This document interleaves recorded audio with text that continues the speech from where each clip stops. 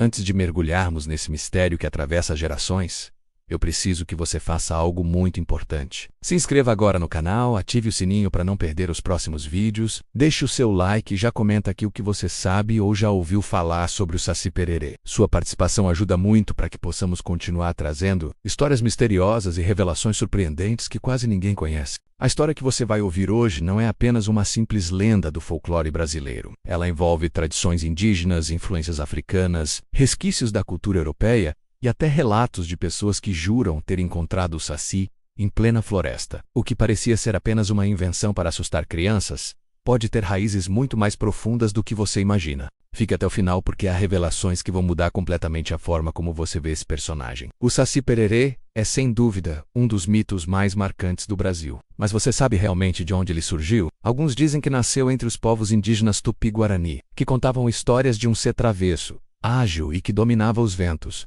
Outros afirmam que ele só ganhou a forma que conhecemos hoje depois da chegada dos africanos escravizados, que misturaram suas crenças com as tradições locais. E há ainda aqueles que juram que o mito tem ligação com histórias europeias de duendes e espíritos das matas. Pense bem, como um personagem tão peculiar, um menino negro, de uma perna só, fumando um cachimbo e usando um gorro vermelho, poderia se tornar tão presente em todo o território nacional? Isso não aconteceu por acaso. A combinação de culturas, o medo do desconhecido e a necessidade de explicar fenômenos da natureza ajudaram a dar vida ao Saci. Mas será que existe algo ainda mais oculto por trás dessa figura? Me fala aqui nos comentários o que você acha. Quando falamos sobre sua origem, precisamos voltar séculos atrás. Os primeiros registros do mito surgem em tradições indígenas. Entre os Tupi-Guarani, existia a crença em seres chamados Matinta-Pereira, espíritos que assobiavam durante a noite e que podiam assumir diferentes formas. Esse detalhe é muito importante, porque até hoje existem relatos de pessoas que dizem ouvir assobios estranhos em meio à mata, acreditando que seja o próprio Saci anunciando sua presença.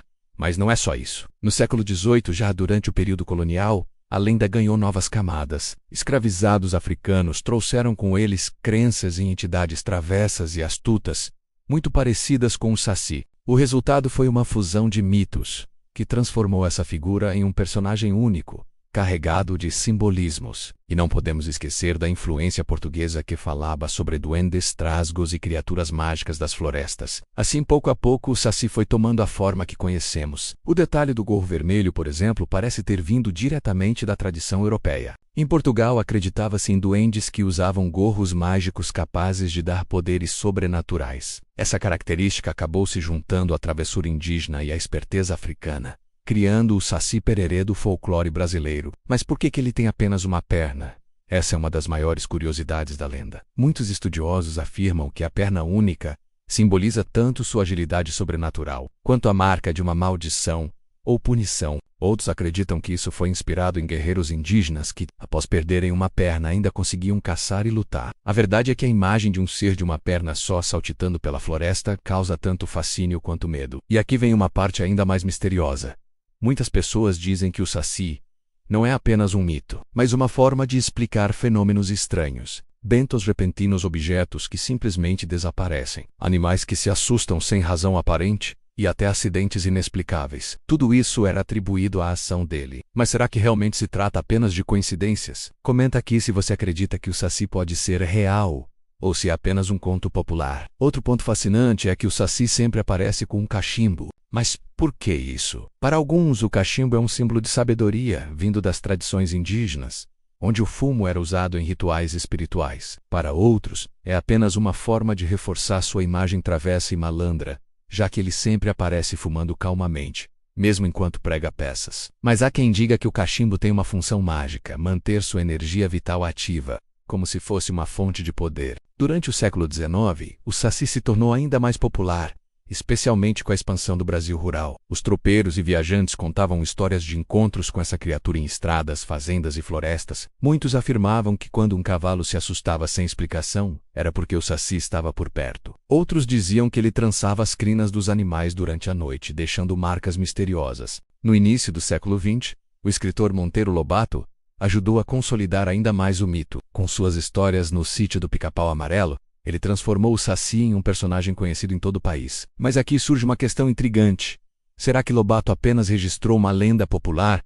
Ou será que ele tinha acesso a informações ocultas sobre a verdadeira origem do Saci? Afinal, em algumas versões antigas, o Saci não era apenas um brincalhão, mas uma entidade capaz de controlar os elementos da natureza.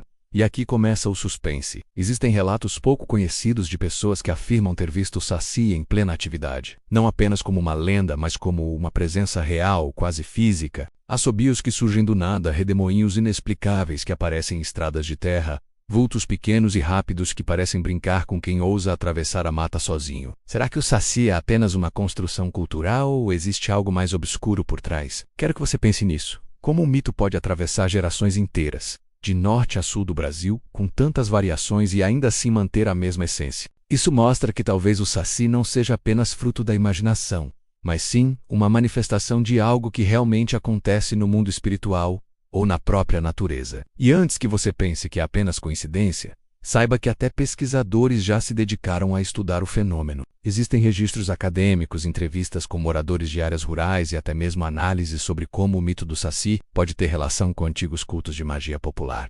E é justamente esse lado mais oculto que vamos revelar ao longo desse vídeo. Se você gostou do vídeo, se inscreve, deixa o like, ative o sininho das notificações, deixe o seu comentário falando o que pensa e uma ideia para o próximo vídeo e compartilha esse vídeo com quem gosta de histórias assim. Até a próxima.